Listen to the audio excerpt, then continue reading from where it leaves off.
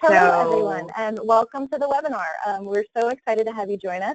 My name is Emily Taylor. I'm with the Solve ME CFS Initiative, and I'm joined here with Gail Cooper. Gail, would you like to introduce yourself? Yes, thanks, Emily. I am with ME Action, and I am the Congressional Chair, and I have the privilege of working closely with Emily Taylor and SMCI on our congressional advocacy work. Fantastic. So here we are today. This webinar is the first of the several trainings which will be happening as part of ME CFS Advocacy Week, which is coming up in May. This particular webinar is how to plan your local advocacy for district meetings. And as some of you are aware, we have a team that's actually going to DC, a team of 55 patient advocates that is traveling to DC to have a Capitol Hill Storm Day, but that doesn't mean folks can't be active at home.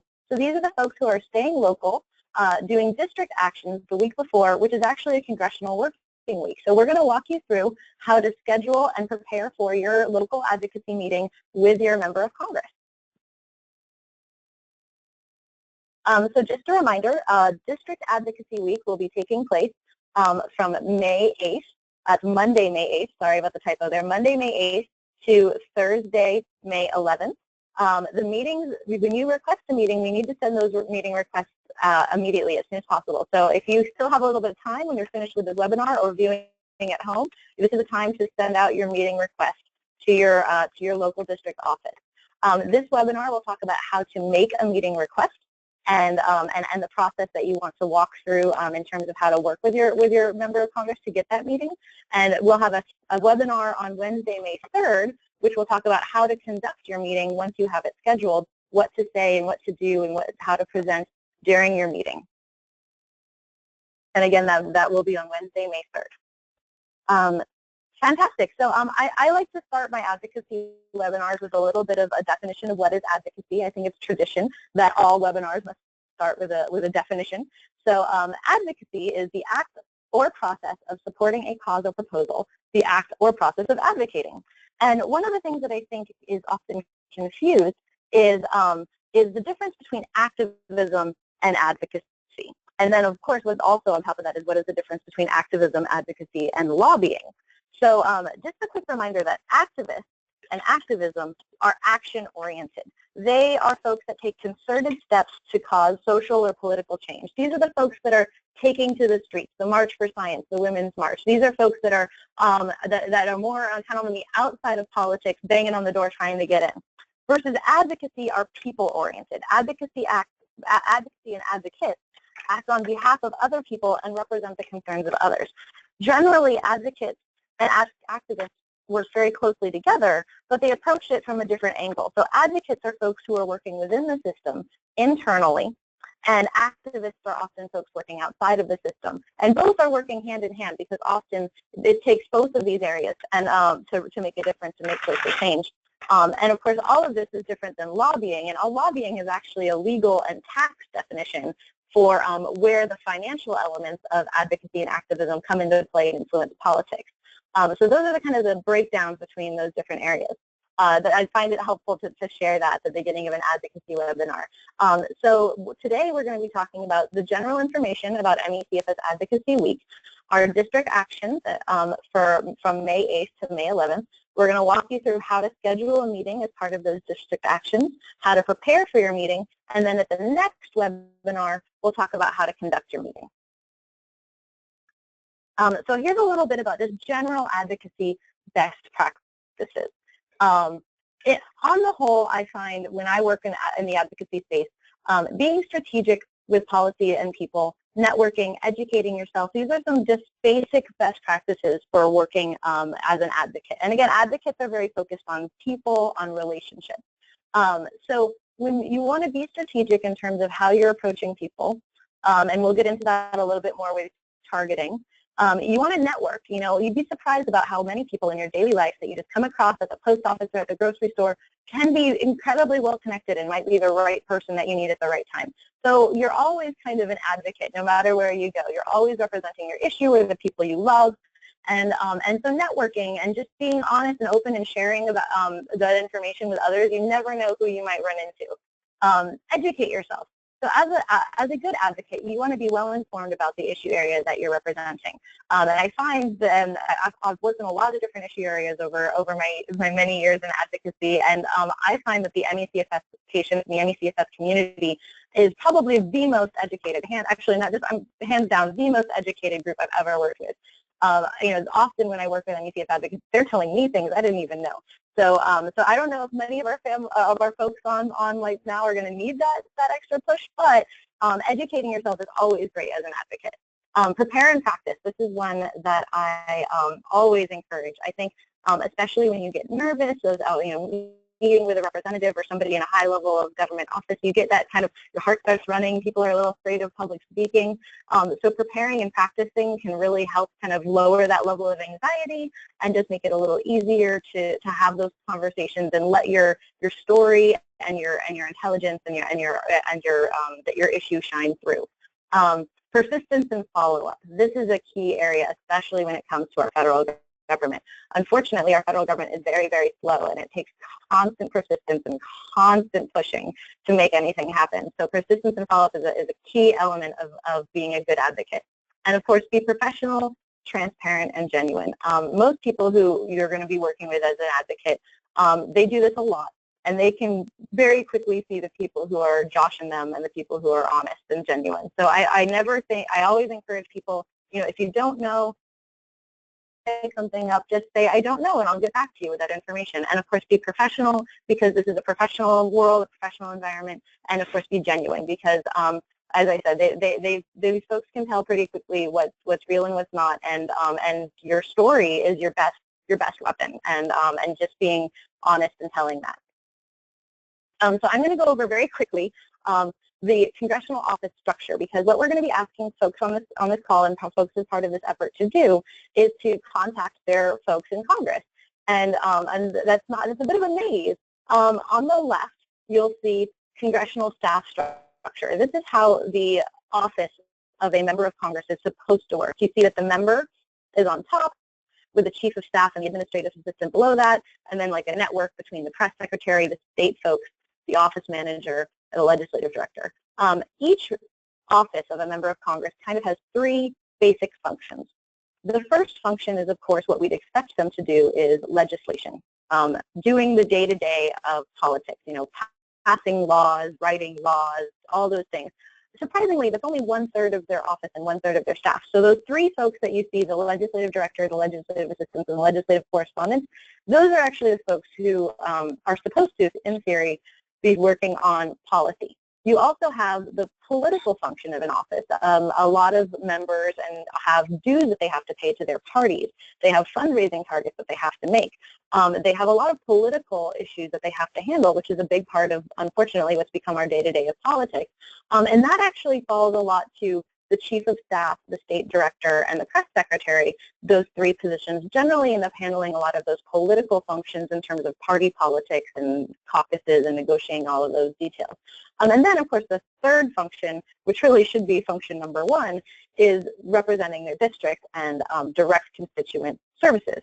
That's where you get those folks on the right under state director, field representatives, and caseworkers. Those are folks that are supposed to be helping constituents or members in their district directly.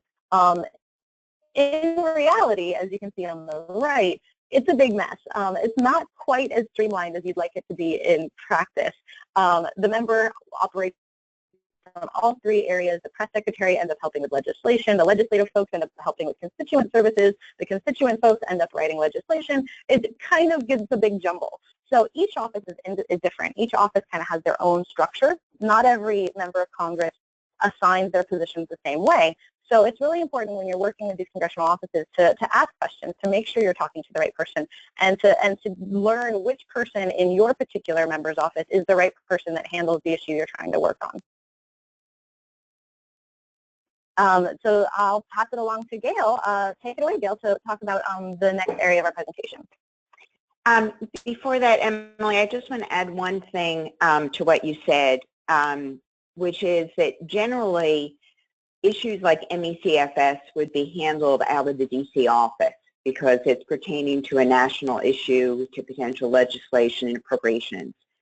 So typically the lead for an issue for a particular issue would not be in the district office, which is why we've generally encouraged people to focus on DC. That said, every office varies, and in fact, there may be somebody in your district office who does work on substantive national policy issues. So that's always going to be a question mark. And certainly, for people who don't have the ability to travel to DC, it will make sense to work with a local office. So I just wanted to add that. That's a great point. So first question, how do you find your member's office and how to contact them? So fortunately, there are Google addresses for both the House and the Senate, and that will give you the basic information, including the office's phone numbers and other contact information. It will tell you for people in large districts where the offices are back in your state. You'll notice that you'll never see an email to directly contact the member's office. You have to enter your address and zip code in order to contact the representative or senator, because they truly only want to hear from constituents. So you either have to be in the district or have access to an address and zip code for somebody in that member's district to communicate with them. Okay, next slide, Emily. So this is really the crux of today because our district advocacy week is May 8th to 11th, so we need to get all of you cracking to make appointments. So the first thing is to call the district office closest to where you live to find out the preferred method of requesting a meeting, whether just calling on phone is sufficient or whether you need to email them as well, or whatever they say. Obviously, you need to do this within business hours, and you should start now. It would be rare if they just immediately said, yes, you can have a meeting. So you will need to follow up to confirm that your request was received and follow up with them once or twice a week until the meeting is confirmed. So this is where Emily's reference to persistence comes up. You're going to have to be persistent to get the meeting, and I think even more so because we're saying that you're requesting a meeting with the actual representative, which is going to be an even bigger challenge than asking to meet with a staff person. Next slide. So all meeting requests have to have this basic information. Your full name, obviously, your address with your zip code and the 4-digit extension for your zip code, the requested date and time. We've said that the meetings could occur May 8th through 11th, so depending upon your schedule, you should indicate what your availability is. You should clearly request that you would like to meet with a representative and not a staff person. Tell them the meeting is about MECFS and reference it is part of a nationwide action occurring that week. And the next slide, which Emily will go over, is a model request for you to use in requesting the appointment. Emily? Wonderful. Thank you, Gail. So this is a little sample meeting request that we've drafted for you. Obviously, feel free to edit this, add your own pieces, make it yours. But this is just kind of a guideline or a framework to get you started. So obviously, this is generally requests happen in writing. So after, as Gail described, you call up your office, you say, how do you prefer? Some folks want it faxed, some folks want it emailed, some folks have an online form. So whichever way that you need to submit, it's almost always in writing. So this is how you would draft your sample written meeting request. So of course you begin with your name, and as Gail said, you use your full name. You enter you add in your address with your zip +4 so that they know that you are actually a member of that district. You say, I am requesting a meeting with Representative ABC, whichever your representative is, sometime between May 8th and May 11th. And then you want to talk about why and what you're talking about in this meeting. So I suffer from myalgic encephalomyelitis, also known as chronic fatigue syndrome, sometimes called ME/CFS. This is a devastating disease affecting, and we have this information. So we'll have a link up on the screen in a moment where we can actually find all of your patient prevalence data, so the number of people in your area with this disease by district. So you can look up, if you're in New Hampshire District 2, you can find out exactly how many people is estimated in that area have ME/CFS. And that's a very important piece of information to include to your member of Congress, because they only care about their constituents and their voters. And if they find out that, 7,000 people in their district are suffering from their disease, that's something they're going to want to know. And then, of course, obviously the financial impact, because we all know that our congressionals care about money. So one of the other elements we have is that it has a financial cost of, blank, and that's some of the information that's on that spreadsheet as well. You can also use the big numbers, which I think are a little bit more impressive, and that fact is that it's between, and this is from the Institute of Medicine report, somewhere between $17 billion and $24 billion a year is taken out of our U.S. economy as a result of ME/CFS. And so those numbers are really great to put in there, and that kind of is your hook to pull that member of Congress in, that this is an important issue, this is an issue you care about, this is an issue that's affecting a lot of people, and it's an issue that they want to meet with you about. So then, the meeting request goes into a little bit more detail.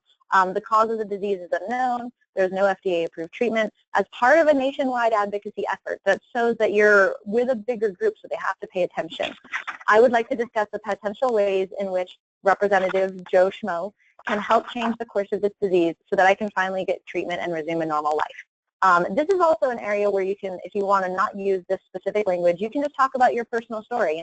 My daughter missed 4 years of school because of this disease, or my mom is no longer able to work, or whatever your personal hook is that you want to include, that's a good place to do it. And then, of course, you want to be specific about when you're available to meet. I'm available Monday at 2:30 to meet between this time and this time. And then, of course, your contact information. And we didn't include that here because that's your private information. But below that, you want to include, you can reach me at email, phone, cell phone, and I would like to discuss this meeting. And that's kind of your initial request.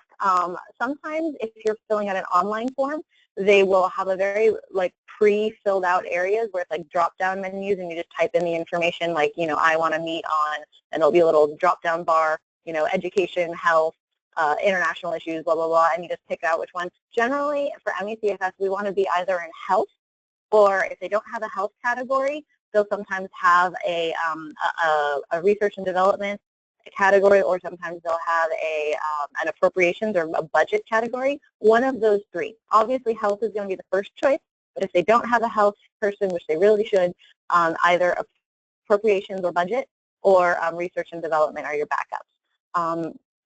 And that's how your sample written meeting request will go. Obviously, you're not really going to hear back immediately. You're going to contact the scheduler, and they're going to say, oh, well, we'll get back to you with the congressional members' schedule and availability.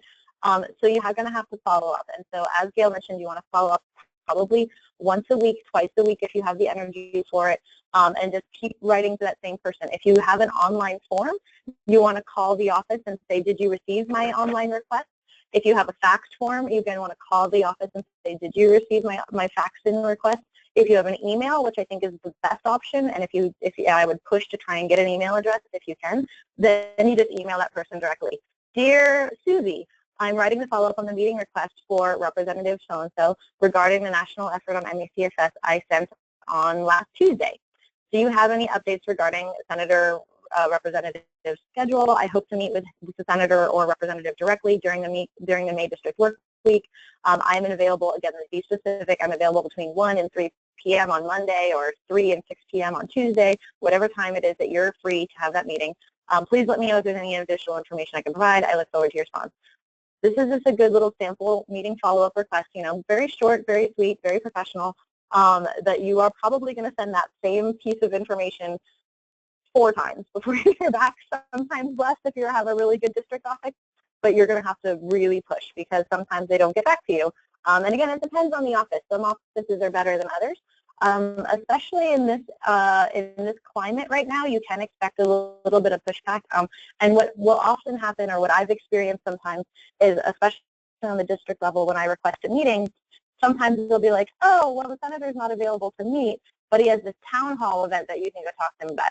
Now, that's great. If you have the energy and the health and the mobility to do it, I highly encourage you to go to the town hall meetings and make your message heard in public in front of a lot of people, but that's not what we're looking for here. I mean, that's a great strategy, but we really want to get the one-on-one meeting with either the representative or the member of Congress or their staff.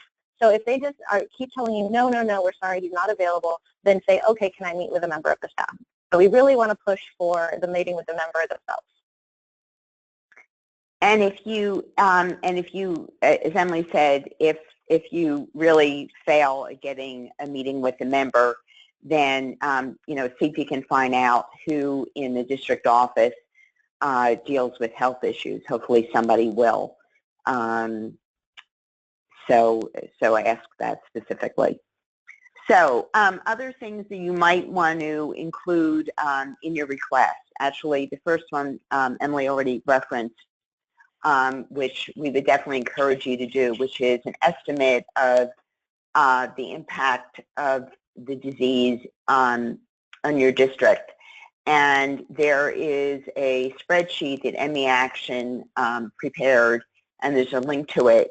And the first page, when you open it, gives state-by-state estimates for low and high estimates for both the number of people affected and the economic impact in that state. And then if you go down to the bottom of the screen, and I realize none of you have this up on but if you go down to the bottom of the screen, when you click the link, there are tabs for various states. Like the second tab is Arizona, Alaska, Alabama, and Arkansas.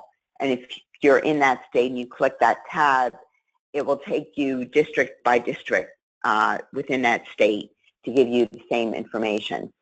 So hopefully that's clear enough, but if you have any questions about using it, again, you can email congress@meaction.net to find out how to use that sheet.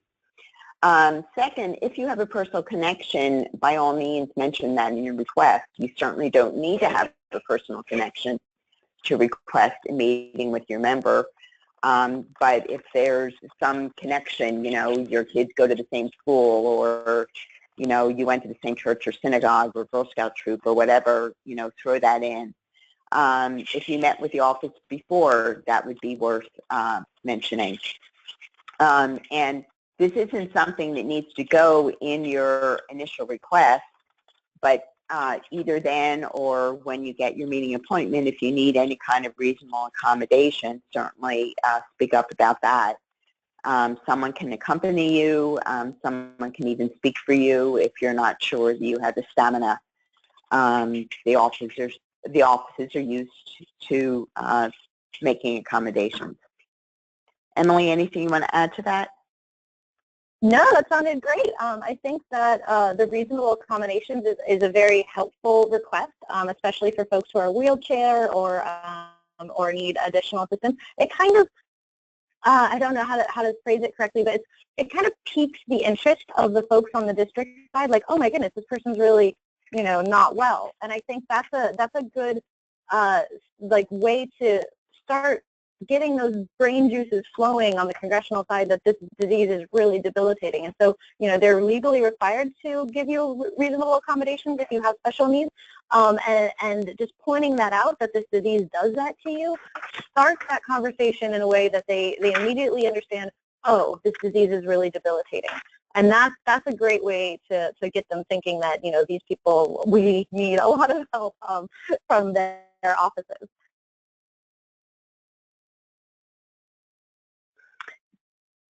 Okay, best practices is, I think Emily mentioned, we will be having a follow-up webinar which will go into more detail about the meeting.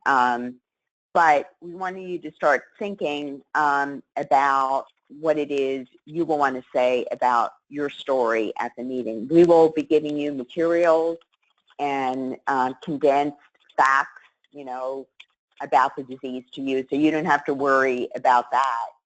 But a critical part of the meeting is to tell your personal story.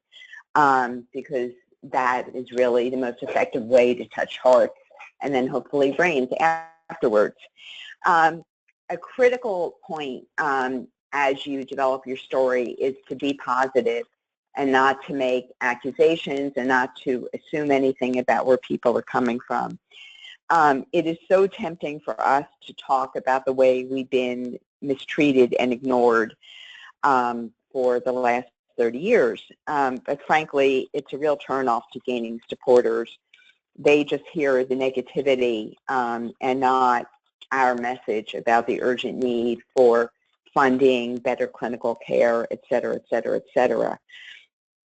And in fact, in the many meetings that Emily and I had in March, we found that the straightforward presentation of the facts and the heartfelt patient stories had a real impact without the need to add in, all of the real negative stuff we've experienced. And frankly, I was just really surprised yesterday that I was speaking to a very experienced health staffer, and he saw something that we had written that asked Congress to demonstrate its support and concern. And I thought that was a neutral statement, but he perceived it as a counterproductive tone of hostility. So that just kind of shows you, I think, the sensitivity to anything that smacks of negativity. Also, you need, okay, so in terms of telling your story, what you want to do is succinctly describe your experience, or as appropriate, that of your loved ones, and the impact that ME/CFS has had on your life or your loved ones. You need to prepare to be really brief. I think with a member, if you get 15 minutes, you'll be lucky, and you're going to be wanting to go through some of the basic facts and requests that you'll be making. So I think you should aim for being able to tell your story in 3 to 5 minutes. It's a really good idea to practice ahead of time, hopefully with somebody else who can give you feedback. Try it with a timer, and get as comfortable as you can with the presentation. Do your research. As I mentioned, we have the prevalence spreadsheet, which you should definitely bring up in the meeting, how many people in the district are affected and what the economic impact is. You shouldn't have to do that much other research. We'll be giving you basic materials. But definitely, if there's anything you can find out about your member or the staff person you're meeting with, for example, whether he or she, has worked on health issues or anything related, then it's definitely useful to be able to bring that into the discussion, something that can connect our cause with something they're already doing. We will be sending you what we're calling the leave behinds, which is the materials that you will be leaving with them. So you don't need to worry about that. You just need to read that ahead of time. Checking your facts, as Emily said, anything you say, we have to be honest and genuine. The materials that we send you will have been fact-checked already, so you don't need to worry about that. And that's it for me. I think Emily is going to give you some other thoughts on the preparation. Absolutely. Thank you so much, Gail. So I just wanted to do a little bit of sample storytelling do's and don'ts. This is a picture of me and my mom. This is actually the last picture we kind of had together before she got sick. And so I wanted to share a little bit about how I approach my story when I tell it to members of Congress and their staff, and just kind of use it as an example to get your thinking caps on for how to tell your story when you have the opportunity with your meeting.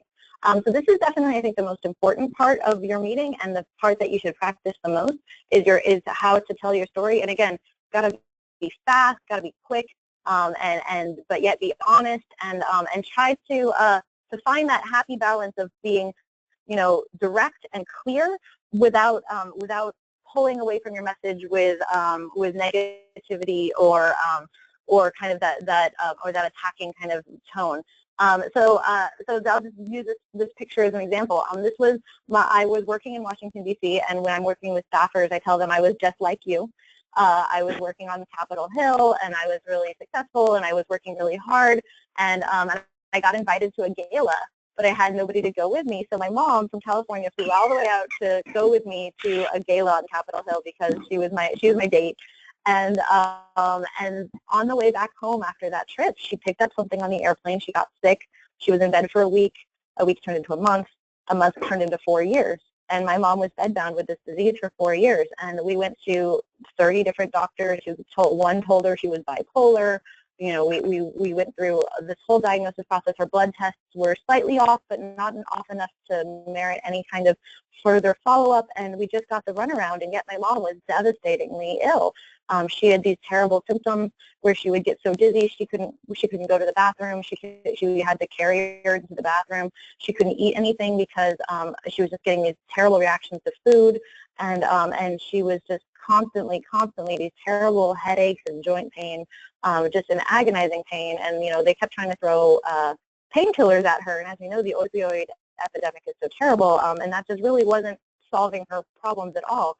So eventually we did find a doctor who was willing to work with her, but unfortunately, because this disease has no FDA-approved treatments and there's no cure, my mom's physician decided to not officially diagnose her with this disease. So my mom is one of the 91% of patients that never get a diagnosis with this disease.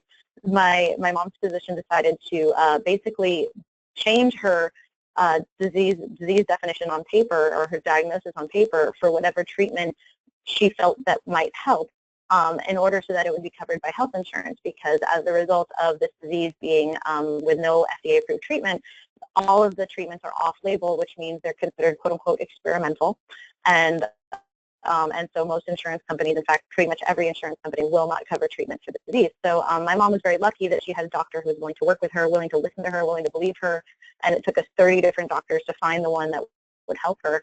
And then she's thankfully on a slow, difficult road to recovery. My mom's probably about 50% of where she was before, and it's been 8 years.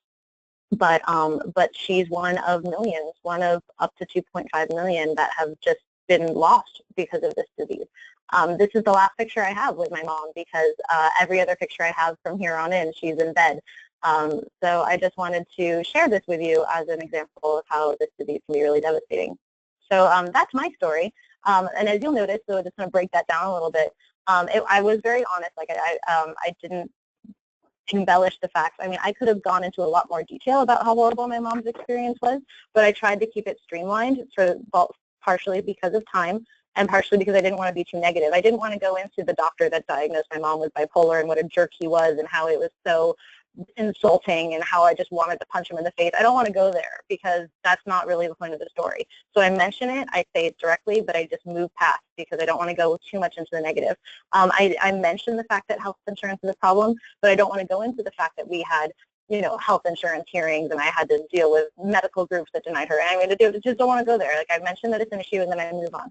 I did make it personal. Obviously, I connected it. This is my personal story. This is something that affected my family. So I was very honest in that and genuine in that part. But, and also yet at the same time tying that with a larger issue. You know, I tied it to the opioid crisis. I tied it to the insurance issues. I tied it to how this impacted my mom financially and all those different issues. So that's part of kind of the amount to make it personal and yet get those hooks into the bigger issues to pull them in.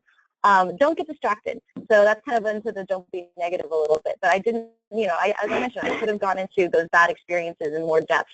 I could have gone into some of these other issues that are touched upon, but I always bring it back to the story. Always bring it back to my mom. So try not to get, I mean, there's a lot of, as we all know, this disease touches so many aspects of your life and so many aspects of the way policies and the systems have failed us. And we could walk down any of those paths and get totally lost in the labyrinth of all those different issues. But you got to keep bringing it back to your story. Bring it back to the timeline of what you experienced. So as I mentioned, do link your asks to bigger issues. So I didn't really do this in our little example that I just did, but for example, if one of our asks is please don't cut NIH funding because it's funding research for our disease.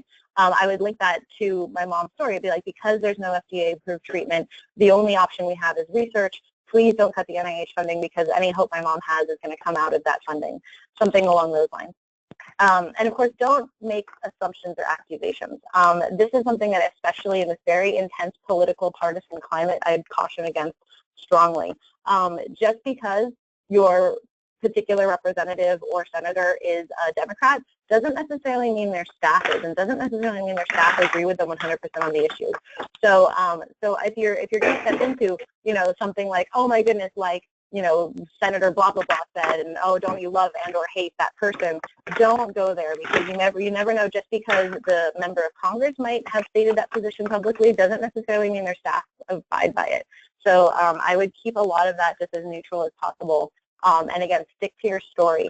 So I hope this was a helpful example of how to tell your story. I definitely want you to start thinking about, as you make your meetings and as we get ready in the next couple of weeks to do these amazing actions.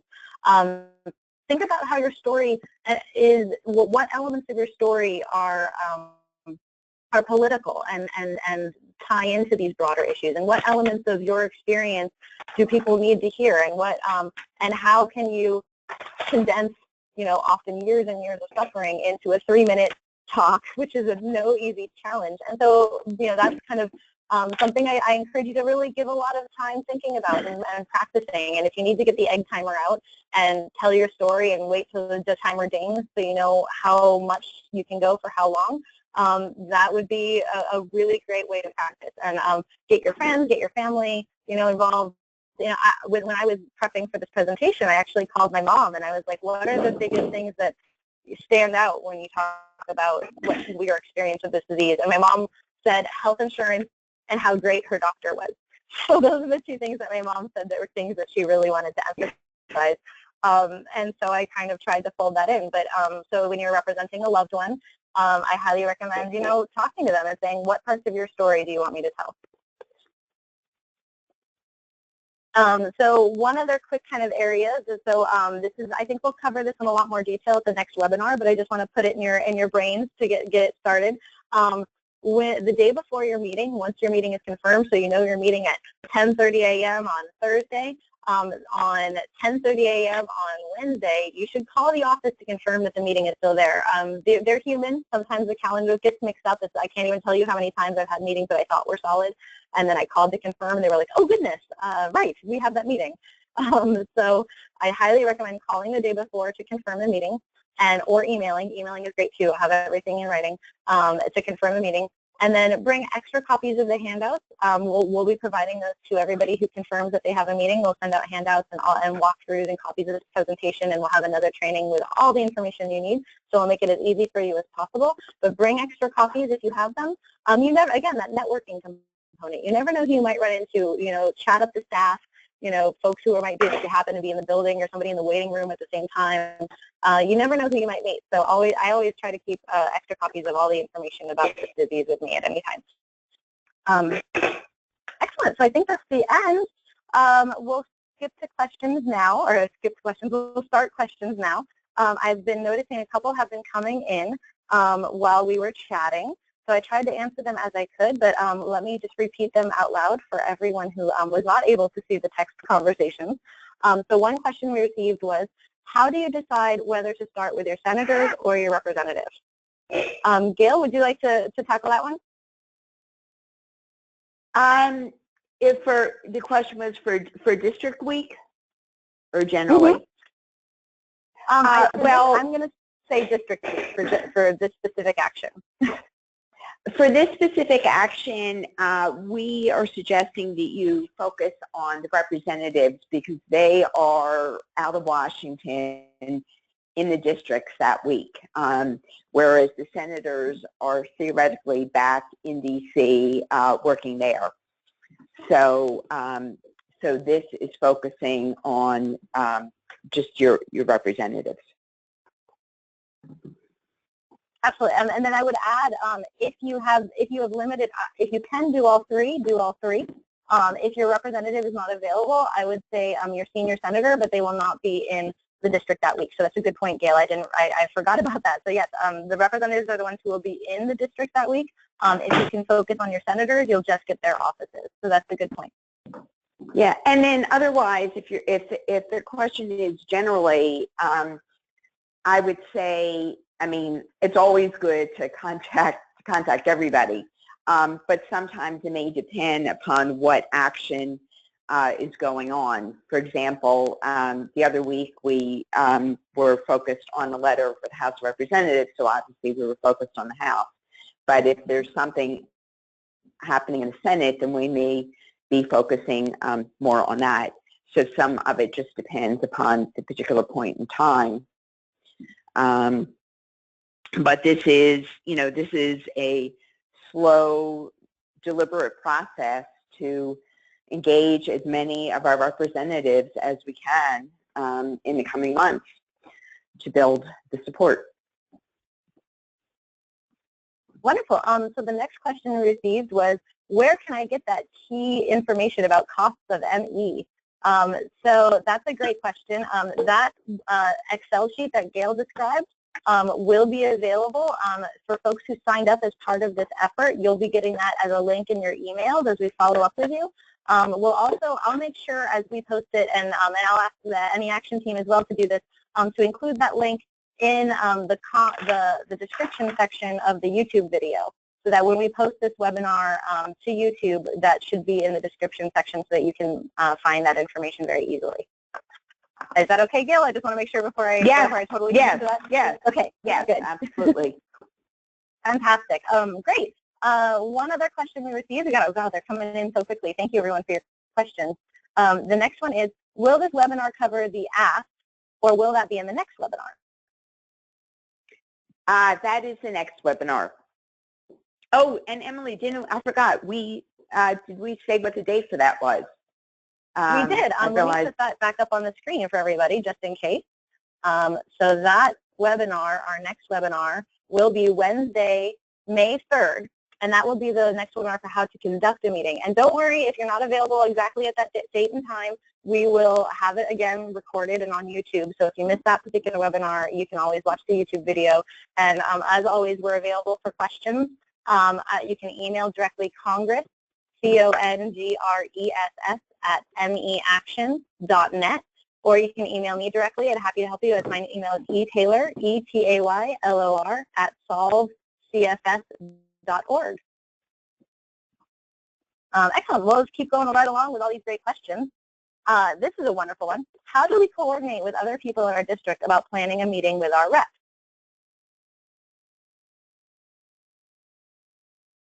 Oh, Gail? Yeah, I'm trying to think. Ben, I don't know if Ben is on the line. I think if you, I think we have the ability to track that. We would like to. So if you're not sure, write into Congress at meaction.net, and we can check and see if we're aware of anyone else who is scheduling a meeting. So that's what I would do. And so when everyone who is writing, who is contacting their congressperson Wait, excuse me, I forgot. This is the person who's speaking is Ben from meaction.net. From meaction. Hi everyone, this is Ben Suborger. So we will be helping to kind of track and coordinate what everyone is doing. So just if you're planning a district meeting, if you sent it in, please if you send in the meeting request, please update us. Send us an email at congress@meaction.net, and we'll track who's doing what. And if we see people sending in for the same district, we will put people together and connect people. Excellent. Thank you, Ben. Another question we received is, how do we learn the history of how interactions with that rep have gone before? That's a great question, too. Yeah. Gail, you want to go ahead? Well, I would say it's challenging because it's oral history, and Emily and I are aware of some meetings, but obviously not something that everyone has done in the past. So what I would do is, again, send an email to either of us, and we can let you know if we're aware of any prior meetings. It's not a state of perfect. It's not a state of perfect knowledge, but whatever we have, we will certainly pass along. Absolutely, I agree with that 100%. And I just add, if you have met with your representative before, or you know of a meeting that has happened in the past with your representative, please let us know, because as Gail mentioned, we're working off of the information that we're given. So if you've met with your representative and never told everyone, we don't know that that meeting took place. So if you want to share with us that information, we've been, I think, working really collaboratively in the last, I've been here for about a little less than a year. So the last year, I think we've been tracking and working really collaboratively, so we have a really good picture of all the meetings that are taking place, but there's still a lot that we don't know about. So if you'd like to share that information with us, that would be very helpful. Yeah. And in fact, one of the, I was going to say, one of the work products coming out of the ME Action Solve collaboration is that we will have a master data sheet tracking every member of Congress, so that we will have a permanent record of those contacts, which we don't have now. Yeah, this Absolutely. has been, I just want to jump in and to emphasize again that it is collecting this data is really important, and understanding what's gone on before, what is going on now, so that we coordinate our action. But also not to de-emphasize the fact that even if you don't know a particular history, like all the things that have gone before, the point of this strategy is to do kind of a very broad, comprehensive outreach. So wherever we're starting, we don't want to hold you back from scheduling these meetings feeling like you have to know everything about what might have happened before. Bringing your personal story, your ask to the table, and your representatives need to listen to you. And so even if you know nothing what happened before, it can start with you. Good point. Absolutely. So I'll jump in on the next question. So we got a question that said, what is an example of a political tie-in to my story? Which is an excellent question, and I'll answer that one really quickly, because I gave the example of my story with my mother. So there's a lot of political tie-ins that I used in that example. For example, I political tie-in with the opioid crisis, a political tie-in with health insurance access, a political tie-in with her clinical care issue and trying to go through 30 different doctors. So so they don't have to be, you don't have to be a policy expert to make those political tie-ins. You don't have to say, like, in subsection 6 of HR 322, it says this, and that relates to my story this way. You don't have to be that specific. I mean, broad picture issues, I think, are stronger. It's what links stronger with the congressman. And in that do your research recommendation we had, if you do your research and you find out that this representative has a really powerful tie with, let's say, autism or something like that, you can say, by the way, did you know that this disease is like autism 20 years before we understood it, and now if you just gave us the investment of resources like you did with autism, we'd be able to understand and cure this disease, or something like that. So you can make those hooks to pull people in based on what their interests are. And of course, that's part of your story. So, if, for example, if you had somebody with autism in your life, you could be like, I have a nephew with autism, and I can tell you that they get far more services than I do as a patient with ME/CFS. Something like that to get it something that locks home for them. And I'd add one thing is that these days, probably the biggest tie-in is the overall NIH budget. So that's a really easy and big one to hit. This exemplifies why the budget needs to be sustained. Great point, Gail. We are running, I'm trying to be respectful of everyone's time. We have about 6 minutes left, so I'm going to try and go through these quick questions as quickly as possible, rapid fire style. So someone says, I do better with text, so will the asks be written down somewhere? Absolutely. So we did not cover our asks specifically in this webinar. Those will be in the next webinar, and we will design handouts, like kind of cheat sheets, that you can take with you to the meeting that'll have the key asks and like the key talking points, things like that prevalence rate number or things like the $17 to $24 billion economic costs. I know that we just kind of throw these things at you and it's hard to hold that all in your brain, but we'll have all of that written down in your prep materials and in the leave behind that you'll have when you, and we'll have those available hopefully by the time our next webinar rolls around for you to use. All right, keep going through the next question. Oh, this is kind of a repeat of the previous question. Will you help us link with other advocates in our district? Absolutely. I think we touched on that already. Let's see here. Somebody, this is kind of like a comment and an assistance. If you go to the ME Action website, there's a resources tab, and then from there, there's a reports and fact sheets option. The prevalence sheet is there, so it's not hard to find, but we will also share you the specific link. And thank you so much for sharing that information. Let's see, in our last couple of minutes, do we have any raised hands for people who have to ask who would like to ask a question verbally?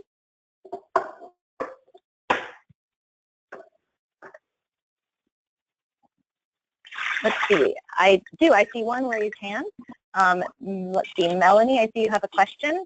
I'm going to unmute you right now. And you should be clear to speak. Melanie, if you'd like to ask your question, you are clear to chat. Sorry, I figured out how to type my question and you answered it. Thank you. Oh, no problem. I'm so glad. Emily, this is Gail. Did we say what time the meeting was, the next webinar was on May 3rd? We have not decided. I think it just says May 3rd. Okay, all right, okay.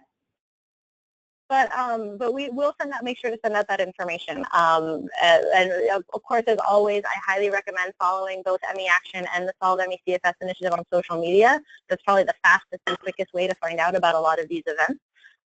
So the Solve ME CFS social media on Facebook, we are at Solve ME CFS Initiative. On YouTube, we're just Solve CFS. And on Instagram and on Twitter, we are at Please, PLZ, Solve CFS. And you can find us on any of those channels, and we're available. And of course, you can always message us on Facebook, and we'll quick to answer your questions there. And we post all of these meetings and all of these advocacy trainings on those forums. Gail, do you want to share the ME Action Facebook pages and things? I don't remember them off the top of my head. Ben, can you do that? Yeah. So you can, again, the quickest way definitely is to sign up on our website to be on our mailing list, and we'll get, you'll get any of the information. But also, Facebook at MEActNet is the Facebook account, and at MEActNet is the Twitter handle. So you can contact us either of those places as well. Fantastic. Well, I don't see any other raised hands, and I think we answered all the questions that came up in the question box. So way to go, team. We're on schedule. Thank you all so much again for joining us. We're truly excited to have you as part of this effort, and I think this is going to be just the most amazing 2 weeks of advocacy the ME/CFS community has ever seen. So I'm really excited. Again, my name is Emily Taylor. Feel free to email me if you have any questions at etaylor, E-T-A-Y-L-O-R, @solvecfs.org. And Gail, you want to sign off?